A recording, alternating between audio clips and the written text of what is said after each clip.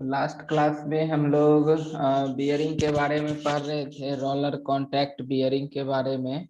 जैसा कि हम देखे थे कि बियरिंग क्या है, एक ऐसा मैकेनिकल डिवाइस है जो बेसिकली जहां पर रिलेटिव मोशन होता है दो मैकेनिकल पार्ट्स का, वहां पर बियरिंग का फिटिंग होता है। और ये बियरिंग जो है अ, दोनों ही मैकेनिकल पार्ट्स के बीच का जो रिलेटिव मोशन है उसको वो अलाउ करता है विथ मिनिमम फ्रिक्शन। साथ ही जो है बियरिंग जो है लोड को भी कैरी करता है, लोड भी यानी कि बियरिंग के ऊपर लोड भी एक्ट होती है। और बियरिंग का फिटिंग जो है शाफ्ट को अपने पोजीशंस में होल्ड किए हुए रहता है।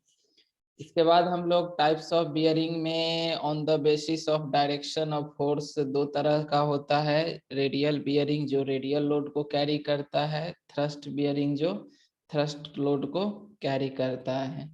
इसके बाद हम लोग क्लासिफाइड किए थे फ्रिक्शन के आधार पर, जिसमें दो तरह का होता है, एक रोलिंग कॉन्टैक्ट बियरिंग और दूसरा स्लाइडिंग कॉन्टैक्ट बियरिंग है ना। रोलिंग कॉन्टैक्ट बियरिंग में जहां बियरिंग एलिमेंट के रूप में हम कोई बॉल या रोलर का यूज करते हैं, तो वहां पर जो जर्नल नहीं, जो शाफ्ट होता है और जो यहाँ पर कोई बियरिंग हाउसिंग होता है, इसके बीच में हम लोग क्या कर, ऐसे अगर छोड़ देंगे तो ये शाफ्ट का ये सरफेस और ये बियरिंग का सरफेस कांटेक्ट में आ जाएगा।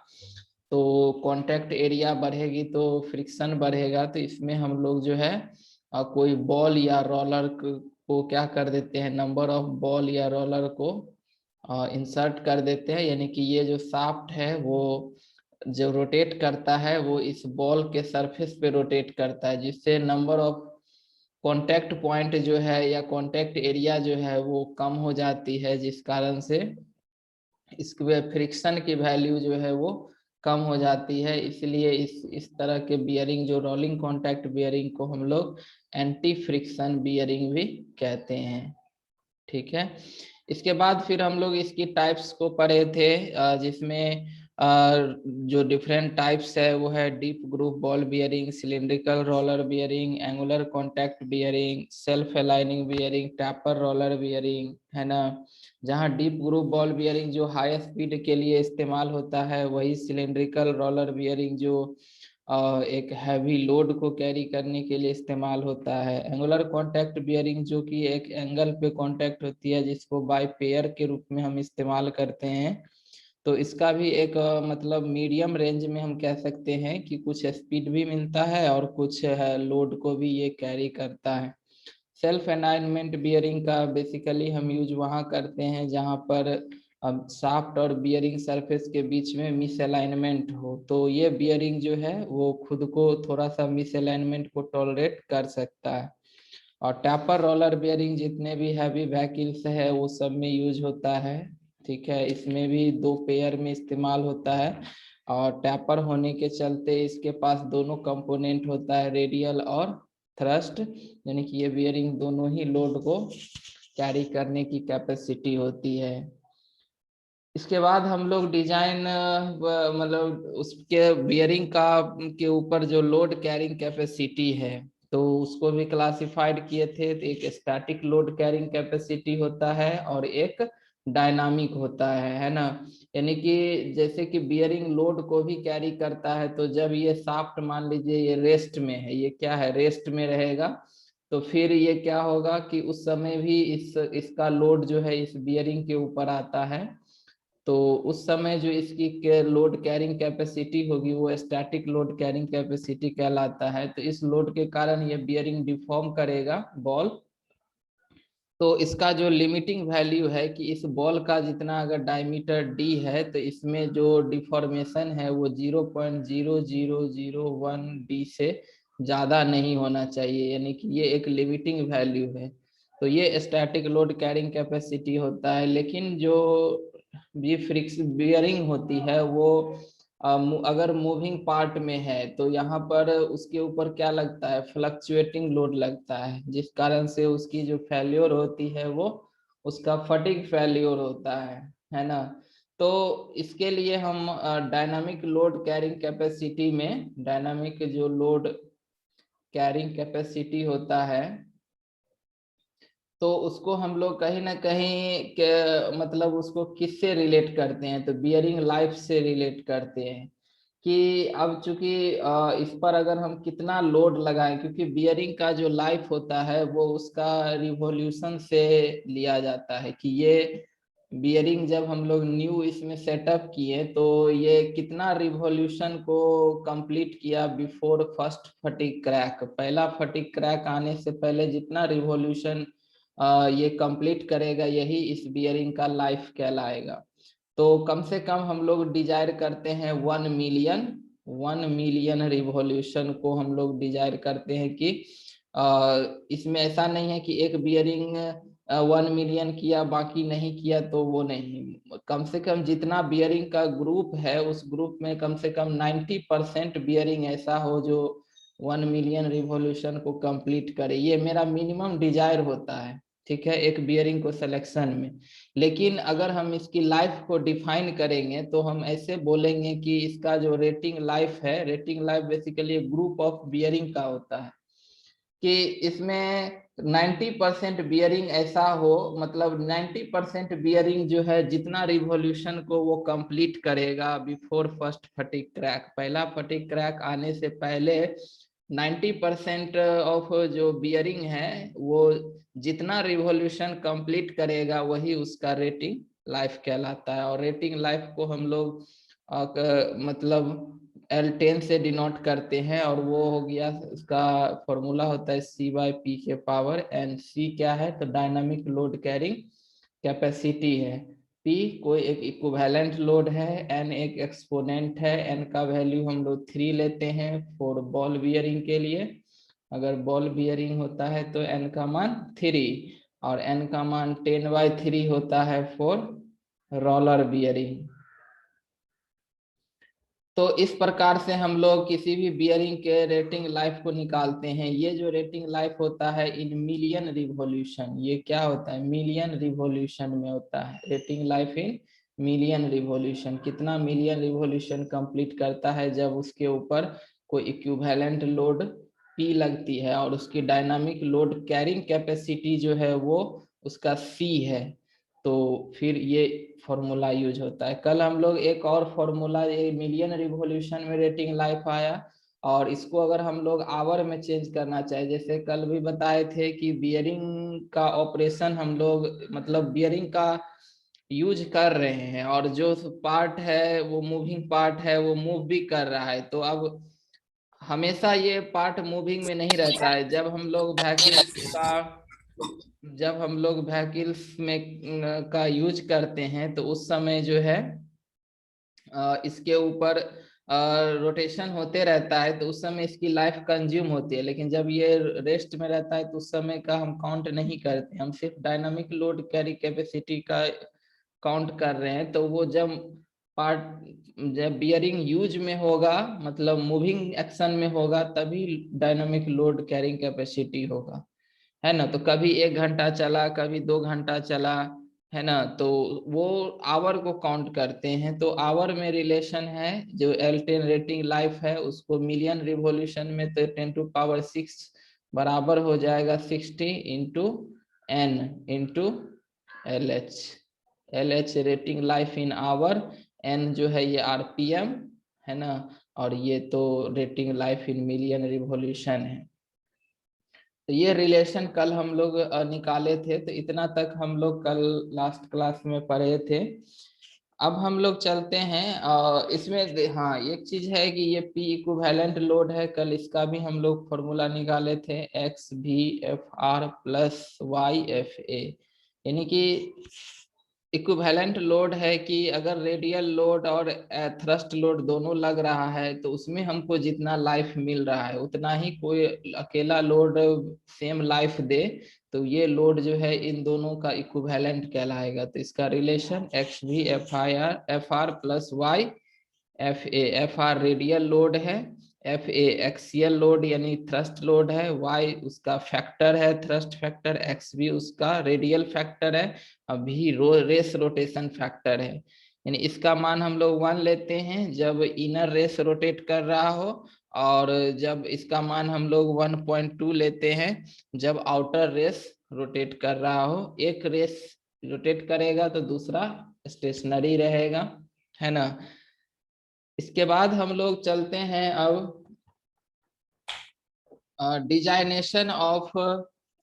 Designation of roller contact bearing के ऊपर। डिजाइनेशन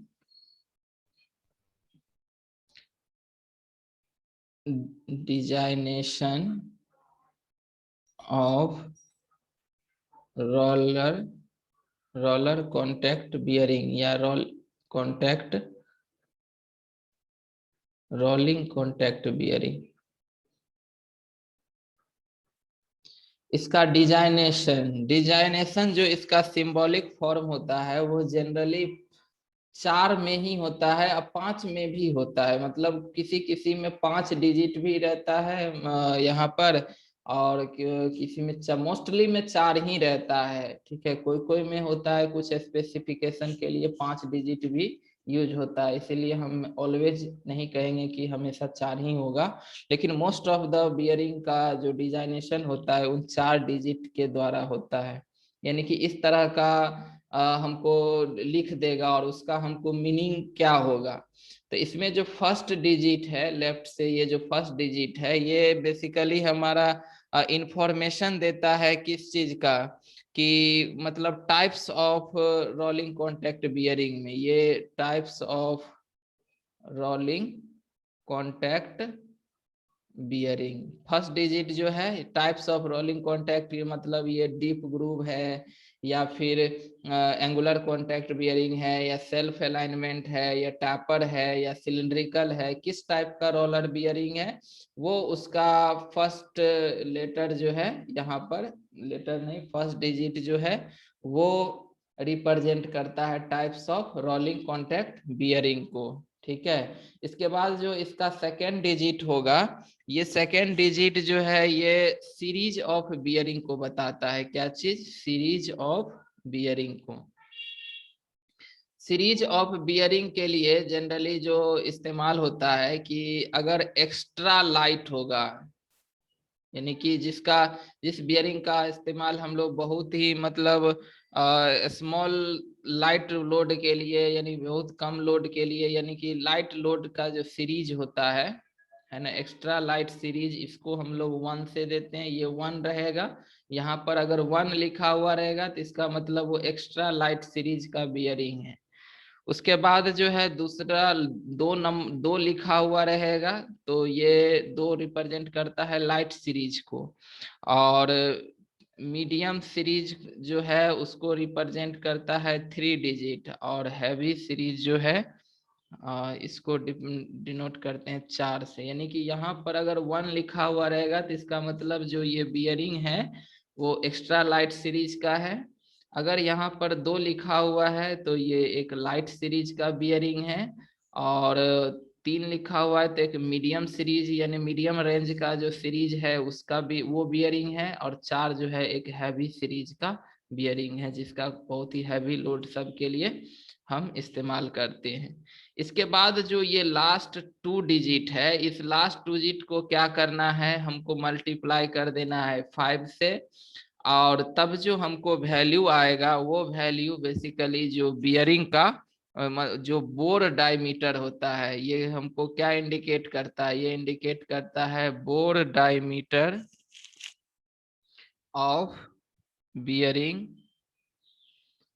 में, ठीक है। यानी लास्ट 2 डिजिट का जो भी रहेगा यहाँ पर बियरिंग के डिजाइन में, उस लास्ट 2 डिजिट को हम लोग क्या कर देंगे, 5 से गुना कर देंगे, और जितना वैल्यू आएगा वो उसका बोर डायमीटर, मतलब जो अगर बॉल है तो बॉल का जो डायमीटर होगा, या रोलर है तो रोलर का जो डायमीटर होगा, तो यहाँ पर उसका बोर डायमीटर। तो जनरली ये डिजाइनेशन मोस्टली हमारा डीप ग्रूव बॉल बियरिंग यानी बॉल बियरिंग के लिए इस्तेमाल करते हैं, है ना। और भी होता है जैसे टैपर है, तो टैपर में तो मतलब फिर अलग अलग डायमीटर हो जाती है, तो वहां पर फिर अलग केसेज हो जाता है। तो जनरली जो ये डिजाइनेशन है वो हमारा बॉल बियरिंग के लिए इस्तेमाल होता है।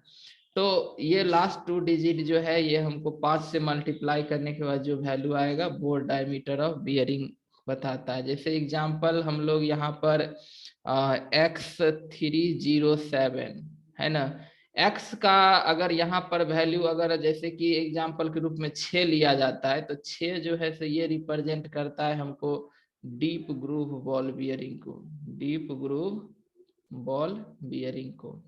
ठीक है, तो इस तरह का रहेगा। तो यहाँ पर मतलब यहाँ का तो ले types of rolling contact bearing, जैसे अगर 6 लिखा हुआ रहेगा तो ये डीप ग्रूव बॉल बियरिंग को इस्तेमाल कर मतलब बताता है, और मोस्टली हम लोग यही यूज करते हैं यहाँ पर डिजाइन के लिए।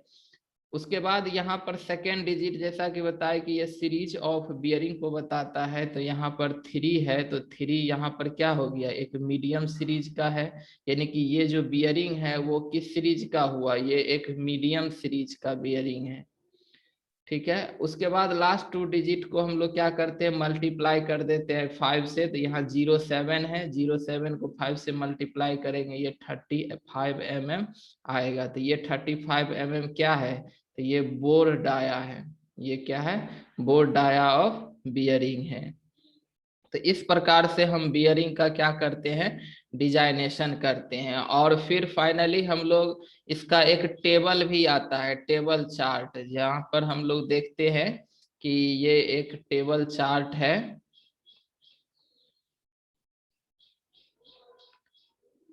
टेबल चार्ट को हम लोग देखते हैं जो डीप ग्रूव बॉल बियरिंग का टेबल चार्ट दिया हुआ है। जैसे ये जो फिगर दिख रहा है ये क्या है, यहाँ पर कि dimensions and static and dynamic load capacity of single row deep groove ball bearing. जैसे डीप ग्रूव बॉल बियरिंग का ये एक टेबल है जिसमें क्या क्या है, तो प्रिंसिपल डायमेंशन हमको mm में है, बियरिंग लोड रेटिंग भी न्यूटन में है, और यहाँ पर डिजाइनेशन है। ठीक है, देखिए कि मोस्ट ऑफ द में क्या है, 6 से स्टार्टिंग है, तो ये 6 symbol deep groove ball bearing को बताता है। जैसे कि यहाँ पर ये है कि डी है और प्रिंसिपल डायमेंशन है, ये डायमीटर mm में है, तो ये यहाँ पर ये हो गया, ये है डायमीटर। ठीक है, हमको इसमें से 2 चीज देखना है, एक डी का वैल्यू, ये जो कैपिटल डी का वैल्यू है उसको देखना है,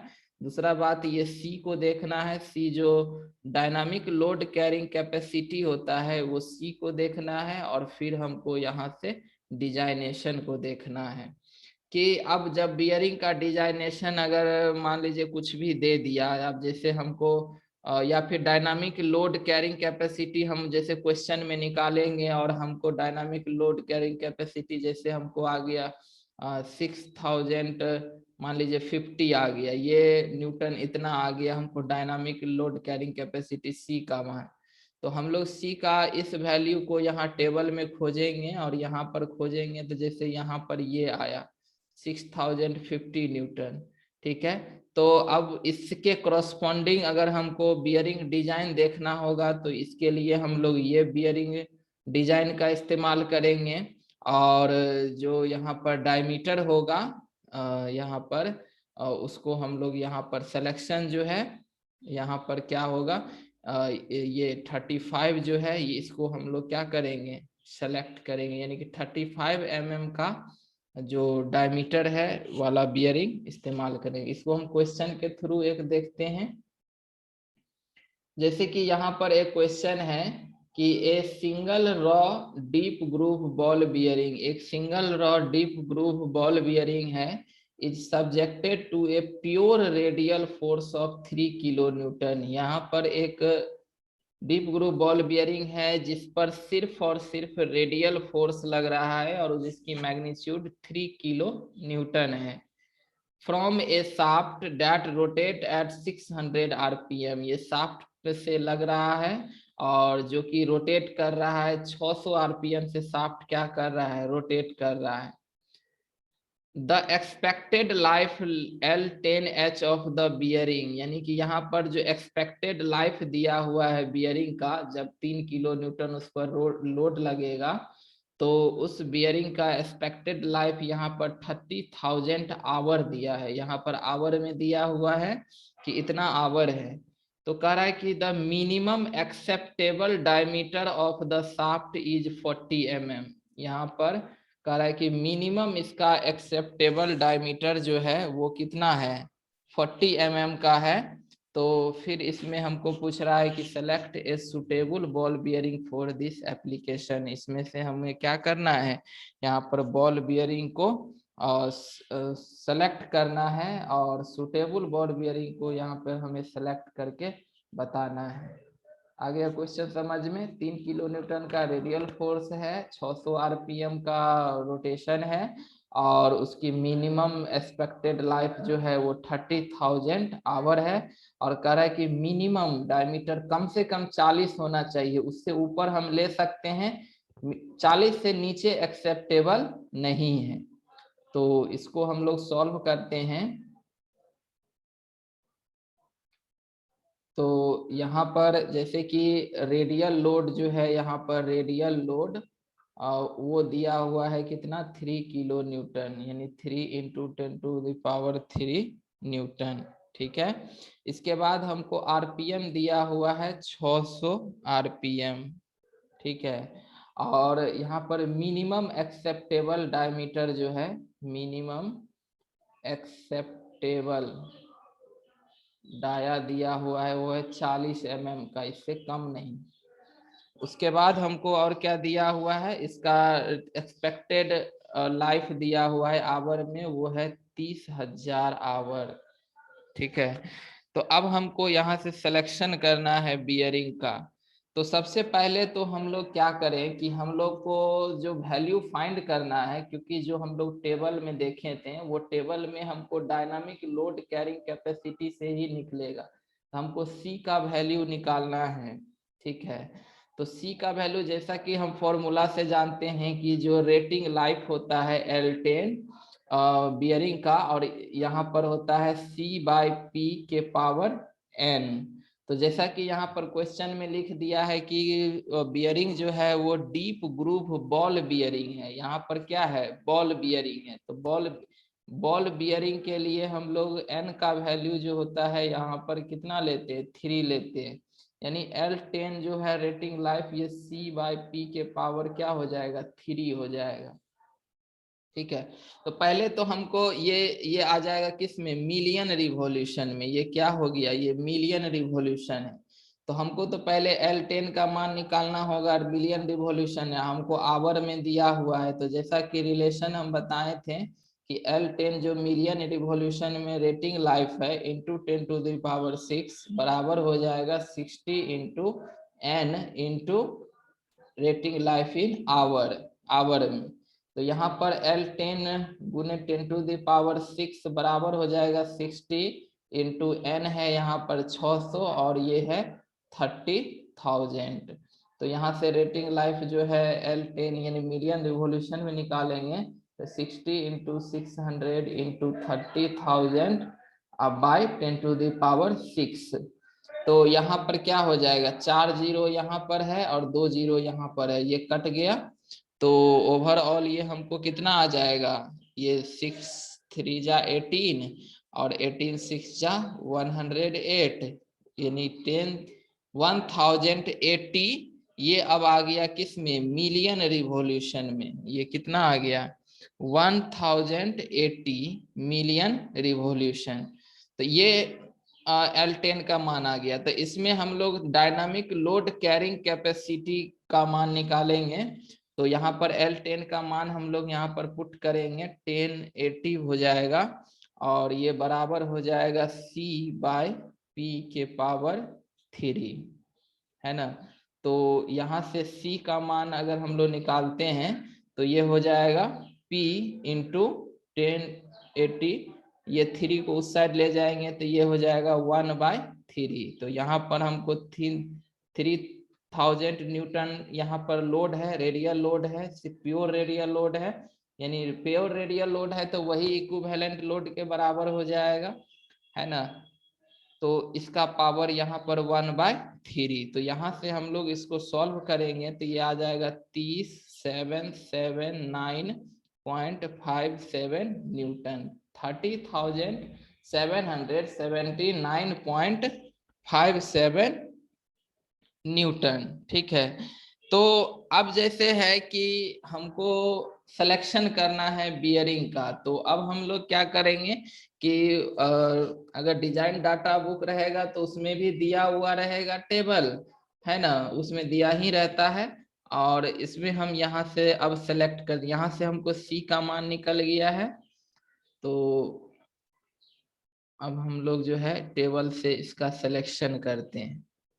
जैसे यहाँ पर हमको डायनामिक सी का जो यहाँ पर मान आया है, वो सी का मान आया है कितना, 30,779.57 न्यूटन। इसमें अब हम लोग क्या करेंगे, और मिनिमम डायमीटर यानी ये स्मॉल डी जो है यहाँ पर, ये आपको वही मिनिमम डाया को बताता है, मिनिमम एक्सेप्टेबल डाया। तो मिनिमम कर रहा है कम से कम 40 होना चाहिए, ये डी का मान जो है कम से कम 40 होना चाहिए। तो इस डी का मान हम लोग 40 देखेंगे, तो यहाँ पर है 40 वैल्यू है, मिनिमम एक्सेप्टेबल डाया का ये वैल्यू कितना है, 40 है। तो इसमें हमको सी का मान है 30,779.57। तो यहाँ पर हम लोग देखेंगे कि जो अप्रोक्सीमेट है कि 30,000, तो यहाँ पर क्या है, यानी कि ये 40 वाला है, और ये है, हाँ 40 वाला में कितना डायमीटर है, तो 40 वाला में यहाँ से 4 गो वैल्यू ये है और 2 वैल्यू ये है ना, तो ये 6 गो टोटल हमारे पास यहाँ ऑप्शन अवेलेबल है ना। तो ऑप्शन यहाँ पर इतना अवेलेबल है, तो हम लोग अब यहाँ से क्या करेंगे कि देखेंगे कि इसमें कौन कौन सा सीरीज जनरली हम लोग यूज कर सकते हैं। तो यहाँ पर सी का वैल्यू है 30,779 है ना पॉइंट, तो इसके नजदीकी वैल्यू को देखेंगे, 30,000 के नजदीकी वैल्यू वाला। तो देखिए यहाँ पर है 4,160, यहाँ है 13,300, 16,800, 30,700, और उसके बाद 2 और है, ये है 22,000 और ये है 36,500। तो जो इसके करीब में है वो आपको क्या है, यहाँ पर करीब में ये 30,700 वाला जो है ये क्या है, सबसे नियरेस्ट है डायनामिक लोड कैरिंग कैपेसिटी का, ये सबसे क्या है मतलब करीब में है, नियरेस्ट वैल्यू है। तो इसका जो बियरिंग हम लोग इस्तेमाल करेंगे, वो बियरिंग हम लोग यहाँ पर क्या इस्तेमाल करेंगे, ये 6208 सीरीज का, ये क्या है 60, यहाँ पर 60, ये सीरीज का जो है तो हम लोग यहाँ पर क्या यूज करेंगे, बियरिंग यूज करेंगे। देखिए यहाँ पर सिंबल दिया हुआ है, डी जो है inner dia of the bearing है, और ये डी जो है outer dia of the bearing है, B axial width of bearing है। ठीक है, तो ये बियरिंग का आउटर डायमीटर है और ये बियरिंग का इनर डायमीटर है, यानी कि इनर रेस आउटर रेस हो गया, है ना। तो ये सीरीज हो गया, तो सीरीज हो गया, तो यानी इसी को हमको क्या करना था, सिलेक्शन करना था, इसी को हमें सिलेक्शन करना था 6208 का। तो इस प्रकार से हम लोग सिलेक्शन करेंगे। यहाँ पर अगर बॉल का डाया पूछेगा तो देखिए ये डीप ग्रूव बॉल बियरिंग हो गया, 2 मतलब ये लाइट सीरीज का है, ये क्या है, लाइट सीरीज का है, और 0.8 को हम लोग गुना कर देंगे 5 से, तो ये कितना हो जाएगा 40 mm, ये मतलब क्या है, बोर डाया है। ठीक है, तो इस प्रकार से हम लोग 6208 जो बियरिंग है उसको हम लोग इस्तेमाल करेंगे इस तरह के लोड को कैरी करने के लिए।